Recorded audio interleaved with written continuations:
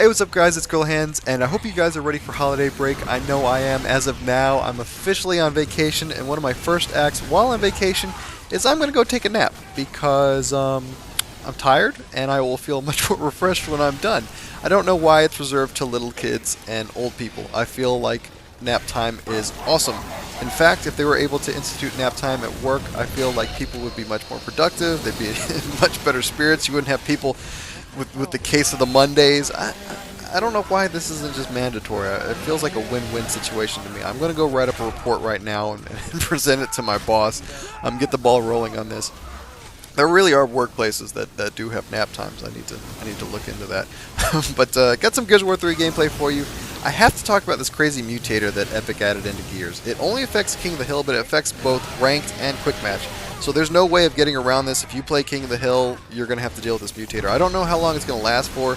Originally I heard rumors it was only supposed to be on for one day, but it's been running for a couple days now. I haven't played the game in a little while, or I haven't played this game type in a little while, so I don't know if they've turned it off yet or not. But it's been running for some time now. I think it might last through Christmas, but don't quote me on that. I don't know the official end date.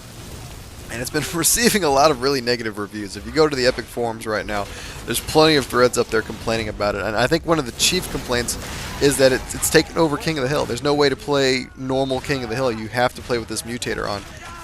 Yeah, that is a little annoying, because I had fun playing this game type, but, you know, one of my favorite game modes is King of the Hill, and I can't play that as long as this is on. I guess the only way to do it is to play private matches.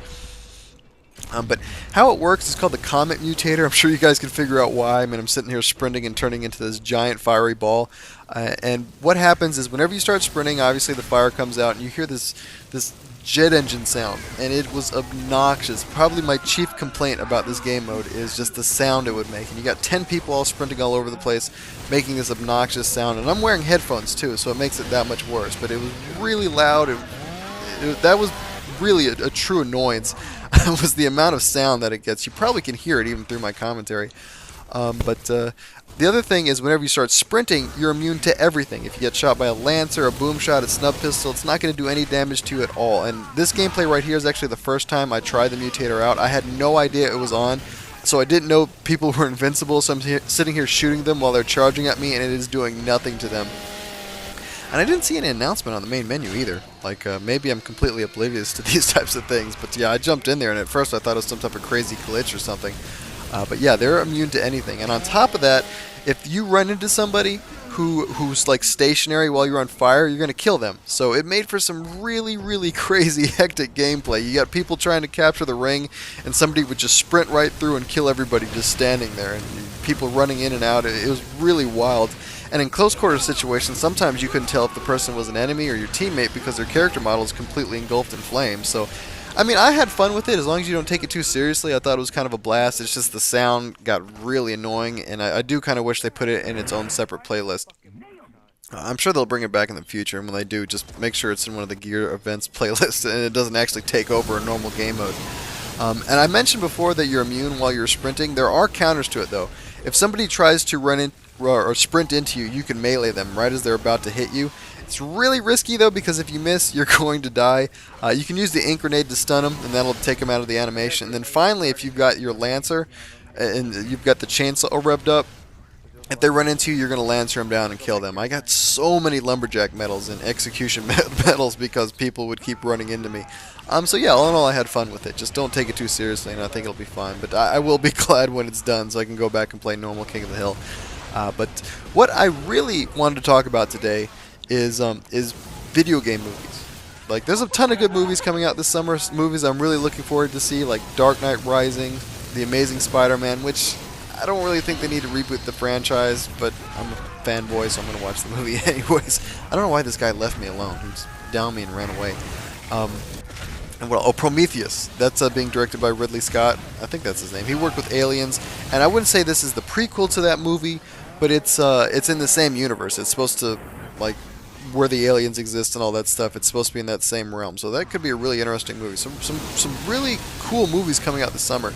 But there is one type of movie that I'm never really interested in because I've never seen a good version of it, and that's films based off of video games.